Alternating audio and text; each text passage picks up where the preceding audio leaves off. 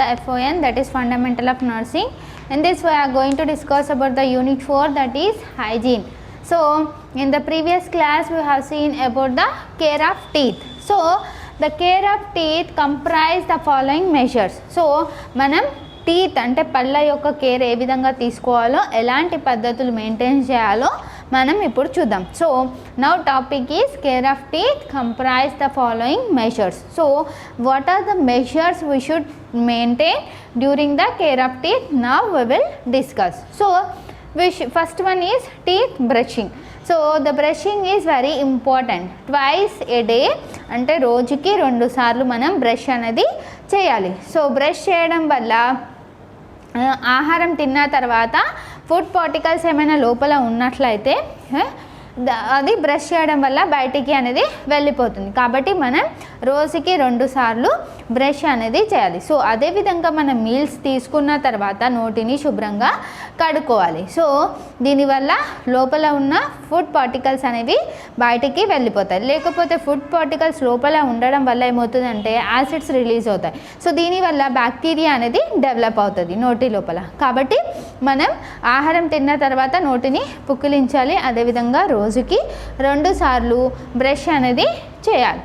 So teeth brushing. So the next one is the use of fluorides. So the fluorides is very important for the teeth. So the fluorides, it can be help for the to strengthen the enamel which is around the teeth. So it is the enamel అనేది మన పండ్ల పైన ఉండే పొర. So ఈ ఎనామిల్ని strengthen అంటే స్ట్రాంగ్గా అవ్వడానికి ఈ ఫ్లోరైడ్స్ అనేవి ఉపయోగపడతాయి. సో ఇది fluoride means it is a natural mineral. So it can be help for the to strengthen the enamel, so which is around the teeth. So it can be help for the prevention of the cavities. So the fluorides అనేవి పళ్ళ లోపల cavities అనేది ఏర్పడకుండా కాపాడుతుంది.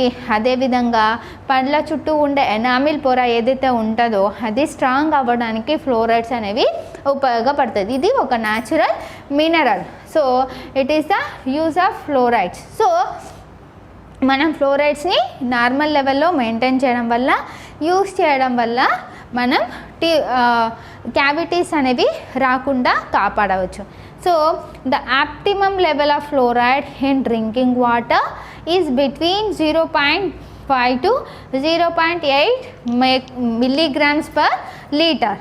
So ఈ మనం తీసుకునే ఫ్లోరైడ్స్లో drinking వాటర్లో నార్మల్గా 0.5 నుంచి 0.8 వరకు ఫ్లోరైడ్స్ అనేవి ఉండాలి. సో దానికన్నా ఎక్కువ ఉన్నా కానీ ప్రాబ్లం అవుతుంది. సో మినిమల్ లెవెల్ అంటే నార్మల్గా ఉండే విధంగా మనం ఫ్లోరైడ్స్ అనేవి తీసుకోవాలి. So the optimum level of fluoride in drinking water it is between 0.5 to 0.8. So this is the use of fluorides. So fluorides అనేవి మన పండ్ల పైన ఉండే ఎనామిల్ పొర స్ట్రాంగ్ అవ్వడానికి ఫ్లోరైడ్స్ అనేవి ఉపయోగపడతాయి. అదేవిధంగా క్యావిటీస్ అనేవి ఏర్పడకుండా ఫ్లోరైడ్ అనేది ఉపయోగపడుతుంది.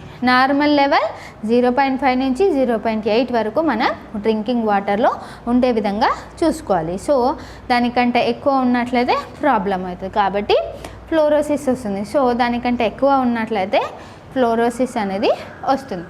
So this is the use of fluorides. Next one, regular dental checkup. So regular dental checkup, there is a yearly twice we should go for the dental checkup. అంటే 6 monthsకి ఒక్కోసారి 6 monthsకి ఒక్కోసారి yearly 2 సార్లు మనం dental చెకప్కి అనేది వెళ్ళాలి. So అదేవిధంగా school ఏజ్లో school programme dental ప్రోగ్రామ్స్ని provide చేస్తూ ఉండాలి. దీని ద్వారా మనం పిల్లల లోపల ఏదైనా డెంటల్ ప్రాబ్లమ్స్ ఉన్నట్లయితే మనం తెలుసుకొని దానికి తగిన ట్రీట్మెంట్ అనేది ఇవ్వచ్చు. So the regular dental checkup twice in a year. So yearly twice we should go for the regular checkup, dental checkup. So the next one, diet. So the diet is very important to maintain the normal teeth. So the children's, what will happen, children's they will take more chocolates and sweet items. So because of taking the more sweets and the chocolates, what will happen, the cavity will be formed in the teeth. So the chocolates and the jalebi, it is become very softy and sticky. So because of this, and there is a cavities can be developed in the mouth. So diet అనేది చాలా important. So మనం చిన్నపిల్లలు ఉంటారు కదా ఇంట్లో, వాళ్ళు ఏం చేస్తారు అంటే ఎక్కువగా జిలేబీస్ కానీ చాక్లెట్స్ కానీ స్వీట్గా ఉన్న ఐటమ్స్ తీసుకోవడం వల్ల ఏమవుతుందంటే ఈ చాక్లెట్స్ ఈ జిలేబీ సాఫ్ట్గా స్టిక్కీగా ఉంటాయి కాబట్టి అవి పళ్ళకి అతుకొని పోయి అదే విధంగా ఉండడం వల్ల ఏమవుతుంది అంటే బ్యాక్టీరియా అనేది డెవలప్ అవుతుంది. సో క్యావిటీస్ అనేది తొందరగా ఏర్పడుతుంది. కాబట్టి డైట్ అనేది చాలా ఇంపార్టెంట్. సో అలాంటి చాక్లెట్స్ కానీ అలాంటివి ఎక్కువగా తీయగా ఉండే పదార్థాలు అనేది తక్కువగా తీసుకోవాలి. అదేవిధంగా ఎక్కువగా వెజిటేబుల్స్ కానీ క్యారెట్స్ అలాంటి వెజిటేబుల్స్ ఫ్రూట్స్ ఎక్కువగా తీసుకోవడం వల్ల హెల్తీగా ఉండొచ్చు. సో డెంటల్ ప్రాబ్లమ్స్ అనేవి ఎక్కువగా రావు. So diet is very important to maintain the healthy life. So the next one, habits. So the habits, it is the habit of holding a sweet in the mouth causes a marked increase in the tooth decay. So ఇంక చాలామంది sweet తీసుకొని అదేవిధంగా నోట్లో చాలాసేపటి వరకు ఉంచుకుంటారు. So అలాంటి అప్పుడు బ్యాడ్ హ్యాబిట్ అనమాట. సో అలాంటిది ఒకటి కూడా ఈ టూత్ అనేది విరిగిపోవడానికి అంటే ఊడిపోవడానికి ఉపయోగపడుతుంది. సో అలాంటి బ్యాడ్ హ్యాబిట్స్ వల్ల కూడా ఈ పండ్లు అనేవి ఊడిపోయే అవకాశం ఎక్కువగా ఉంటుంది. అదేవిధంగా చిన్న బేబీ ఉంది అనుకోండి, రాత్రిపూట బాటిల్ అనేది ఫీడ్ చేయడానికి ఇస్తున్నాం. సో బాటిల్ ఫీడ్ ఇచ్చినప్పుడు ఏమవుతుంది, ఈ బాటిల్ అదేవిధంగా నోట్లో పెట్టుకొని ఫీడ్ చేస్తూ ఉంటాం. సో బేబీ నిద్రలో ఉండి ఏం చేస్తుంది, చాలా వరకు మిల్క్ అదేవిధంగా లోపల నోటి లోపల ఉంచుకోవడం వల్ల ఏమవుతుంది అంటే పెద్దగా అయిన తర్వాత ఈ టూత్ ప్రాబ్లమ్స్ అనేవి తొందరగా వస్తాయి. So that is also one of the bad habit. So that is the habits. So habits, there is a holding a sweet in the mouth causes a marked or increase in the tooth decay. So there will be increases the chances of the tooth decay. Next one, care of dentures.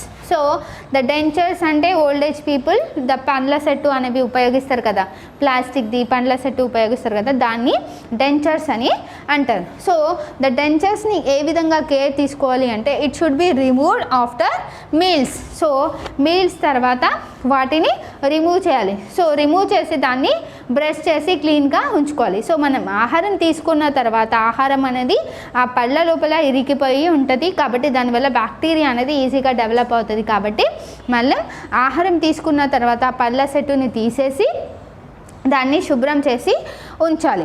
So all dentures should be removed at night because the act as incubators of bacteria.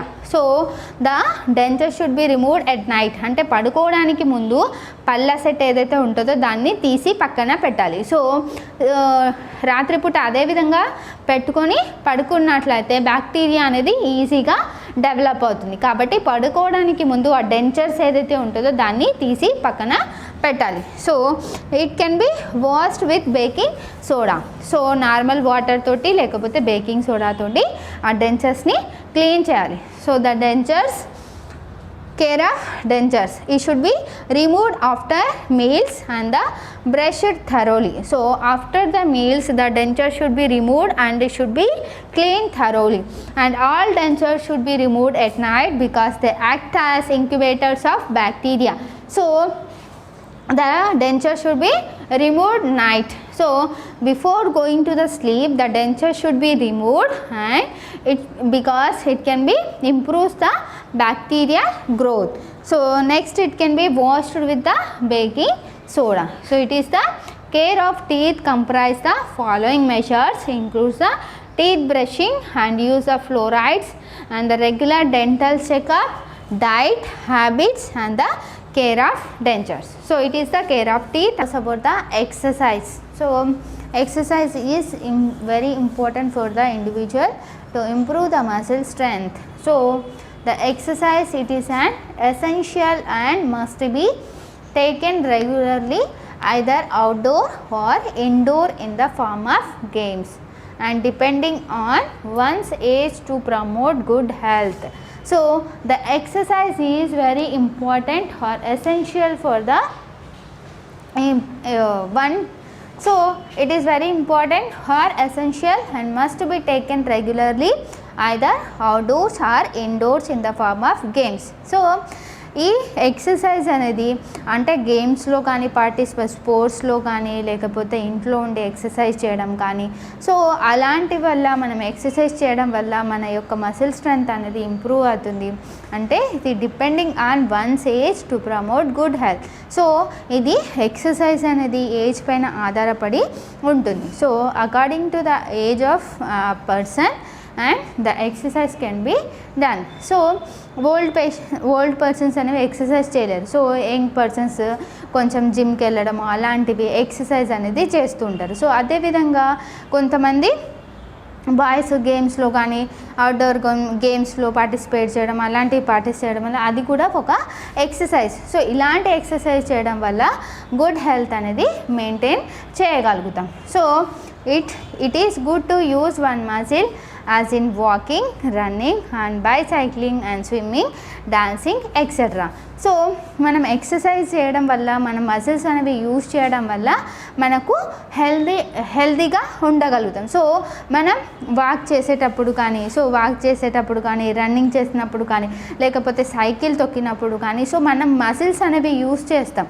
So muscles use చేయడం వల్ల ఏమవుతుంది అంటే circulation improve అవుతుంది, అదేవిధంగా muscle strength అనేది కూడా పెరుగుతుంది. So it is the exercise definition. So exercise is very important to improve the muscle strength and the circulation in our body. So the kinds of exercise, so there is a two kinds of exercise. First one is passive and active exercise. So the passive exercise, it can be done by the others help. So active exercise, it can be done by own ourselves. So passive exercise అనేది ఒకవేళ patient ఉన్నట్లయితే patient exercise చేయలేకపోతాడు కాబట్టి nurse పక్కన ఉండి exercise చేపిస్తూ ఉంటారు. So దాన్ని passive exercise అని అంటారు. సో యాక్టివ్ ఎక్సర్సైజ్ అంటే తనంతట తాను ఎక్సర్సైజ్ చేయగలుగుతాడు. సో దాన్ని యాక్టివ్ ఎక్సర్సైజ్ అంటారు. So active exercise is the person will do exercise by own and in the passive exercise and with other help and they are doing the exercise. So that is the passive and active exercise. So passive అనేది వేరే వాళ్ళ help తోటి exercise చేస్తారు. So active అనేది తనంతట తాను exercise అని చేస్తారు. సో యాక్టివ్ ఎక్సర్సైజ్లో there is a strength, speed, dexterity and the endurance. So in the active there is a strength. So strength ante weight lifting. So weight lifting cheyadam valla strength and muscle strength anedi perugutundi. So that is the strength. Next one, speed exercise. So speed exercise ante running cheyadam. So running cheyadam valla kuda muscles anevi active avutayi. So that is the speed exercise. Next one is the dexterity. So dexterity ante boxing కానీ shooting కానీ so అలాంటిది dexterity. So the next one endurance exercise. So endurance ఎక్సర్సైజ్లో two types, that is the walking or swimming. Next one yoga. So ఎండూరెన్స్లో walking చేయడం కానీ swimming చేయడం కానీ లేకపోతే గేమ్స్లలో పార్టిసిపేట్ చేయడం సో అలాంటిది endurance. Next yoga. So this is the kind of exercise. So the kind of exercise includes the two types, that is the passive and the active. So the passive is with the other help, the patient is doing the exercise, and active by own they are doing the exercise. So the next one, the benefits of exercise. So benefits ఏంటివో చూద్దాం. So exercise చేయడం వల్ల ఎలాంటి ఉపయోగాలు మనం చూద్దాం. So according to the system there is ఏ అంటే system వైజ్గా మనకు ఏ విధంగా ఎక్సర్సైజ్ హెల్ప్ అవుతుందో చూద్దాం. So musculoskeletal system. So musculoskeletal system అంటే కండరాల వ్యవస్థ. సో మస్క్యులో సిస్టమ్ వల్ల ఎక్సర్సైజ్ చేయడం వల్ల మస్క్యులోస్కెలిటల్ సిస్టమ్కి ఏ విధంగా బెనిఫిట్ అంటే increases the joint flexibility. So మనం ఎక్సర్సైజ్ చేయడం వల్ల జాయింట్స్ అనేవి ఫ్లెక్స్ అవుతూ ఉంటాయి, ఎక్స్టెండ్ చేస్తూ ఉంటాం. సో జాయింట్స్ అనేవి మూవ్ చేయడంలో మనకు ఎక్సర్సైజ్ అనేది ఉపయోగపడుతుంది. సో అదేవిధంగా మజిల్ స్ట్రెంత్ పెరగడంలో కానీ సో మసిల్స్ అనేవి స్ట్రాంగ్గా అవ్వడంలో ఈ ఎక్సర్సైజ్ అనేది ఉపయోగపడుతుంది. So the next one cardiovascular system. So cardiovascular system. So by the exercise it improves the heart rate and the strength of heart muscle and the blood supply to the heart. So మనం exercise చేయడం వల్ల cardiovascular system ఉపయోగం ఏంటిది అంటే heart rate అనేది పెరుగుతుంది, అదేవిధంగా heart లోపల ఏదైతే మసిల్స్ ఉంటాయో అవి స్ట్రాంగ్గా అవుతాయి. సో స్ట్రెంగ్త్ అనేది పెరుగుతుంది, అదేవిధంగా హార్ట్కి బ్లడ్ సర్క్యులేషన్ అనేది బాగా జరుగుతుంది. సో ఎక్సర్సైజ్ వల్ల హార్ట్కి ఏమేమి ఉపయోగాలు అంటే హార్ట్కి సర్క్యులేషన్ అనేది బాగా జరుగుతుంది, హార్ట్ రేట్ అనేది పెరుగుతుంది, ఇంకా స్ట్రెంగ్త్ అనేది మసిల్ స్ట్రెంగ్త్ అనేది పెరుగుతుంది.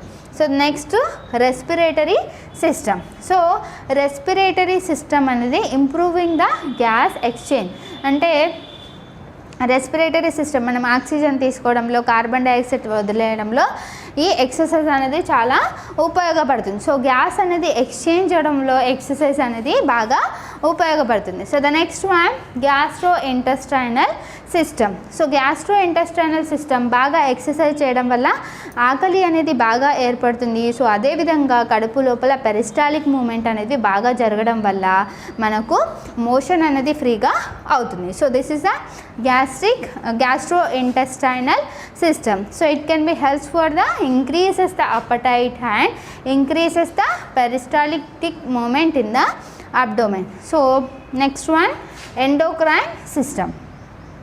So endocrine system, it increasing the production of body heat and the waste products and the weight loss. So endocrine system లో ఎక్సర్సైజ్ చేయడం వల్ల ఏమవుతుంది అంటే బాడీ లోపల మెటబాలిక్ రేట్ అనేది ఎక్కువ అవుతుంది, అదేవిధంగా బాడీ లోపల హీట్ అనేది ఎక్కువగా ప్రొడ్యూస్ అవుతుంది, అదేవిధంగా బాడీ లోపల ఉండే వేస్ట్ అనేది కూడా బయటికి వెళ్ళిపోవడం వల్ల ఏమవుతుంది అంటే వెయిట్ లాస్ అనేది ఏర్పడుతుంది.